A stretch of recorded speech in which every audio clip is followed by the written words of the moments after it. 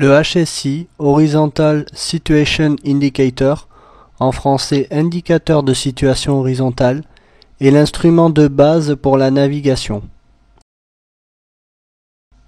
Il se situe sur le tableau de bord, en position complètement tête basse. Pour pouvoir utiliser les informations provenant d'un TACAN, vous devez au préalable placer le bouton de mode instrument sur TACAN. Voici ce que vous verrez du HSI en cockpit 3D. Examinons à présent les différents composants du HSI. Au centre du HSI, on trouve ce que l'on appelle la maquette avion. Cette maquette fixe matérialise la position de votre avion. Autour de l'avion, on trouve la rosace de cap. Cette rosace mobile est entraînée par les gyros de la centrale inertielle. En haut de la rosace, un repère indique votre cap magnétique sur la rosace. On peut lire sur cette image que nous avons un cap sud, soit un cap 180. Quand vous lisez les caps sur la couronne de cap, faites attention à bien attribuer le bon trait au bon chiffre. Les chiffres que l'on peut lire sur la couronne de cap sont indiqués en dizaines de degrés. Ainsi, si l'on prend le chiffre 15, cela signifie que cela indique 150 degrés. Le trait qui matérialise le cap 150 sur la couronne de cap sera alors le trait situé entre les deux chiffres, entre le 1 et le 5. En plus du repère situé en haut du cadran, trois autres repères permettent de visualiser les caps aux trois autres coins de votre avion. Dans vos 3 heures, dans vos 6 heures et dans vos 9 heures. Ainsi, si l'on vous demande de virer vers un cap 300, vous cherchez alors le cap 300 sur la couronne de cap, il est ici. Vous savez maintenant qu'il faut virer à droite pour être le plus rapidement stable au cap 300. Vous savez également que par rapport à votre position actuelle, le cap 300 se situe dans vos 4 heures. Voyons maintenant en vidéo la couronne de cap en fonctionnement. Lorsqu'on est en virage, c'est la couronne des caps qui tourne. La maquette avion au centre reste fixe et le cap est toujours affiché avec le repère situé en haut. Lorsque le repère de cap arrivera sur le trait correspondant au cap que vous souhaitez prendre, vous devrez alors remettre les ailes à plat pour stopper le virage.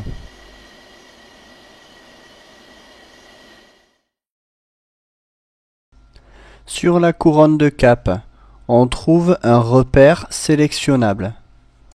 Ce repère, c'est le Heading Reference Marker, en français, marqueur de cap de référence. Ce marqueur nous permet de présélectionner un cap que l'on souhaitera prendre ultérieurement. Voyons son utilisation en vidéo. Le Heading Reference Marker se trouve ici. Il est donc pré-réglé sur un cap nord. Pour déplacer le marqueur dans le sens des aiguilles d'une montre, on appuie sur le bouton gauche de la souris. Et pour le déplacer dans le sens inverse des aiguilles d'une montre, on appuie sur le bouton droit de la souris. Le marqueur se déplace par tranche de 5 degrés. Présélectionnons maintenant un cap 270. On place le marqueur sur le symbole W pour le cap 270 et ensuite on entame le virage pour placer le marqueur sur la barre du repère de cap.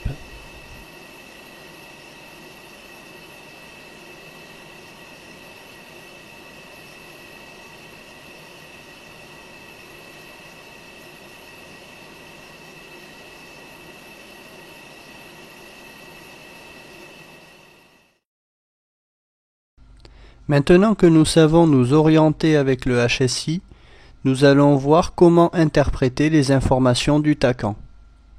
Sur le HSI, on trouve deux aiguilles, une grosse et une petite. Nous allons d'abord voir la petite aiguille. Cette aiguille est ce que l'on appelle un bearing pointer, un pointeur de cap en français. Ce pointeur est plus familièrement appelé petit poignard. Il se compose de la tête de la flèche ainsi que de la queue de la flèche située à 180 degrés de la tête.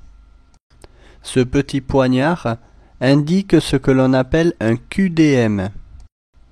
Le QDM est le cap à prendre pour se diriger directement vers la balise tacon. Sur cette image, le petit poignard nous indique le cap 120.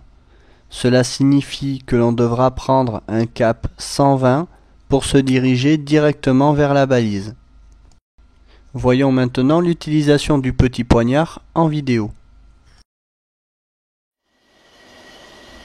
Nous voulons nous diriger ici directement vers la balise. Le petit poignard nous indique le cap 120. On va donc débuter un virage à droite pour aller chercher le cap 120 et aligner la tête de la flèche avec le repère de cap.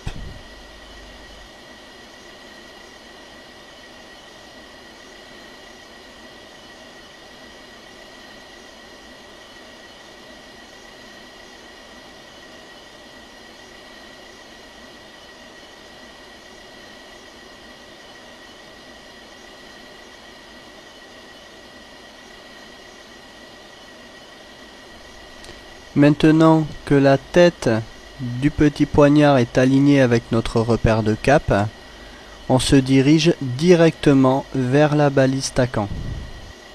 Le petit poignard peut également nous indiquer une autre information par rapport au tacon.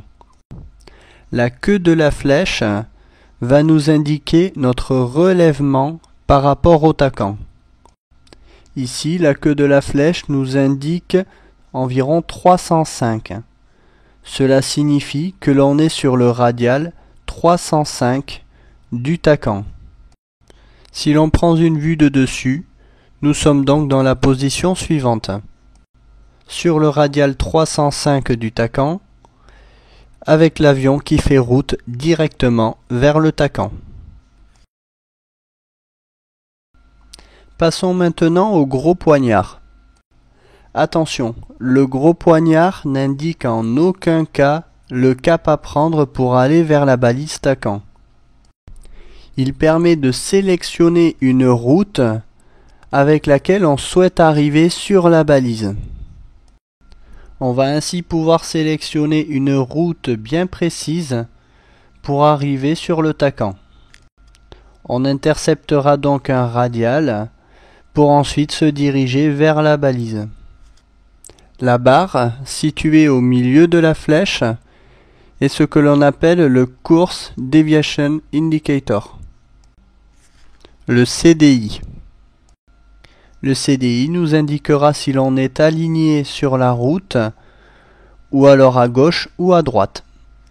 Il nous donnera notre déviation par rapport à la route tacon sélectionnée. L'affichage numérique, situé dans le coin en haut à droite du HSI, nous indique le radial sélectionné et donc la route que l'on souhaite avoir lorsqu'on passera verticale de la balise. La route que l'on peut lire sur cet affichage est la même que ce qu'indique la pointe du poignard. La sélection de la route tacon que l'on souhaite prendre se fait au moyen du bouton CRS situé en bas à droite du HSI. Le bouton gauche de la souris permet de déplacer le poignard dans le sens des aiguilles d'une montre et donc d'augmenter la route sélectionnée. Le bouton droit de la souris déplace le poignard dans le sens inverse des aiguilles d'une montre et donc diminue la route sélectionnée sur l'affichage numérique.